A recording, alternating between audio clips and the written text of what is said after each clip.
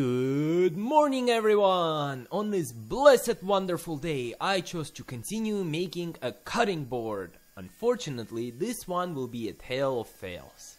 Stay tuned to find out why. So, I started off by taking some walnut and cherry lumber I had left over from my previous board, and I went off milling it to size. But it seemed that I didn't have nearly enough usable walnut as I would have liked. Regardless, I still stuck to my concept of making the exactly same board I made last time, but with different dimensions. I just wanted to see if I could get the exactly same deep black walnut color I got with the first one. Once all the lumber was milled, I proceeded to plane it. This is done to make sure that every side is as straight as possible, so that when I proceed to glue it up, I do not get any gaps. I also do this to make sure that every piece I have has the same dimensions, so that the board is as geometric as possible. This is where I should have paid closer attention to my walnut. If I did, I would have noticed that there was something very suspiciously weird with it. Not to mention, I ended up with more cherry than walnut, but I wasn't going to budge and change my plans. I plan to make exactly same board as I did previously, with just slightly different dimensions. Once I picked the best pieces of cherry, I proceeded to glue it up with my walnut pieces. I was super hyper here about how good everything would look. Instead of being so hyper happy, I should have been very intently looking at my walnut. And maybe, just maybe, I could have noticed the problem with it early on. But on I went, all happy and excited. I let the pieces dry for 2 days, and then I cut the ends off to make sure that the whole thing is rectangular. I know I can let it dry for only 24 hours, but to be safe, I always wait 2 days for glue up to dry. Now that the board was ready, I proceeded to plane it. I have figured it is the best way to get rid of excess glue from the surface when I do a glue up. In the future, I will probably invest in good clamps so that I can limit my planer use in order to save my blades and in general to reduce the waste I create. But for now, I planed the whole thing until it was perfectly plain and both sides were smooth. Once that was done, I proceeded to cut the whole thing up into strips I will use to make the cutting board. Notice the grain goes sideways here, but I want to make sure that I get end grain board, meaning grains facing up. I make sure to cut each board as wide as I want my end grain to be tall, plus another 1/4 of an inch that I usually lose to planer and sanding. Now that my pieces were ready, I started to glue them up. I still didn't notice the oddity in the walnut. By this point, it was too late already, but I'm truly baffled by my ability not to notice problem with my wood because I'm too excited. If you pay close attention here, you will notice that my walnut is porous at the ends. This is very bad because it will make it so that the board can be used as a cutting board, since its pores will absorb all the moisture and eventually grow mold. But off I went and glued it up. Once I let the glue dry for 2 days, I cut the ends off again to make sure the sides are straight. And now that it was, I passed it through the planer and kept going until I got rid of the glue on both sides. I know one shouldn't pass the end grain board through the planer because it can shatter, but I do not have space in my garage for a drum sander to mitigate this problem.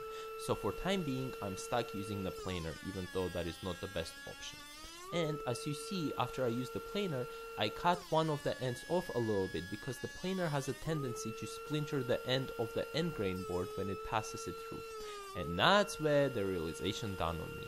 I have messed up, and I have messed up big time. The pores were there, they were huge, they were spongy, and they were going to ruin my day. This board has officially gone from cutting board to a serving tray. So, what do I do then? I thought of turning off epoxy would solve my problems. As much as I hated epoxy, I thought of using it to maybe save my board and still be able to use it as a cutting board. So I poured epoxy into the pores, and they drank, and drank, and drank epoxy. I was honestly stunned just how much epoxy I was able to pour into those pores, but I guess it's a good thing that I did. Better to have epoxy there than water getting moldy, right? But overall, by this point, my heart was sinking. I wasn't proud of what I was doing to the wood, but at the same time, I didn't want to cut it off either, so I kept going. Once I finished committing my epoxy crime, I proceeded to plane it and to remove some epoxy off of the top of the board. I planed both sides thoroughly and slowly to make sure it was as smooth as possible without much of a hint of epoxy being present.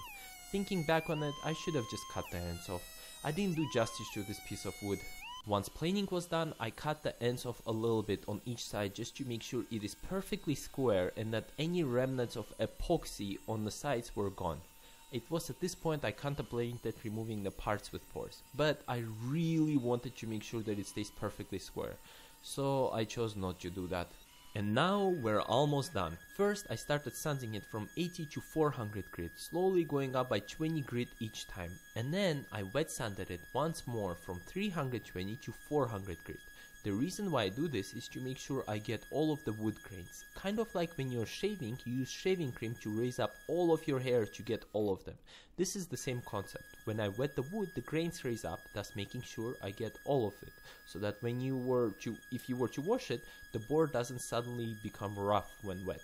Then I took my shiny smooth board to route the edges. Since by this point I decided that this is going to be a serving tray, I thought to try something I never did before. Firstly, I used the chamfer router bit for the bottom to see if I can get a new finish for the bottom and to see what it actually feels like.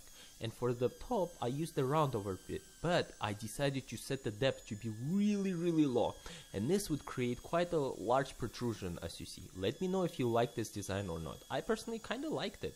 Not something I will use frequently, but for occasionally I did like it.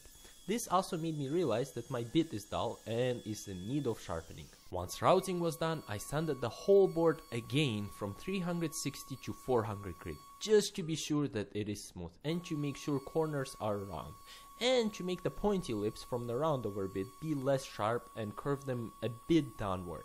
I have noticed here that my router actually dug into the porous sides of the board, so the sides were not as smooth as I would have liked them, and they had a slight sinking curve where the pores were. Now it was time to oil the whole thing. I made sure to pay very close attention here to the pores. I purposely left a bit more oil where the pores were to see if they would drink more oil or not. This would let me know if the pores were properly sealed with epoxy. Thankfully, they did not drink more oil, so I guess sealing them with epoxy actually worked. That was a relief. Following that, I waxed the whole thing until it was perfectly shiny, and that's it.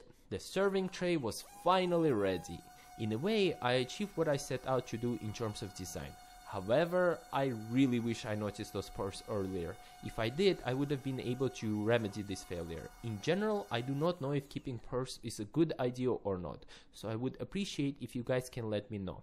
Did you deal with pores in the past? And if so, what exactly did you do? I would love to learn from you. I'm still a beginner after all.